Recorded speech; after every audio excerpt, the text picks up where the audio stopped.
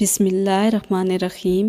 کیا آپ کو یہ الفاظ سنے سنائے لگ رہے ہیں کہ آپ نے آج تک میرے لیے کیا ہی کیا ہے؟ یہ الفاظ ہم بیویاں اکثر استعمال کر جاتی ہیں، لیکن کیا آپ کو معلوم ہے کہ اس کے بارے میں ہمارے رسول پاک صلی اللہ علیہ وسلم نے کیا ارشاد فرمایا تھا؟ صحیح بخاری میں آیا ہے کہ حضور صلی اللہ علیہ وسلم نے فرمایا، مجھے دوزخ دکھلائی گئی تو اس میں زیادہ تر عورتیں تھیں جو کفر کرتی ہیں۔ کہا گیا حضور پاک کیا وہ اللہ کے ساتھ کفر کرتی ہیں؟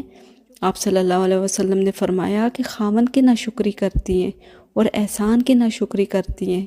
اگر تم عمر بھر ان میں سے کسی کے ساتھ احسان کرتے رہو، پھر تمہاری طرف سے کبھی کوئی ان کے خیال میں ناگواری کی بات ہو جائے تو فوراً کہہ اٹھے گی کہ میں نے کبھی بھی تجھ سے کوئی بھلائی نہیں دیکھی۔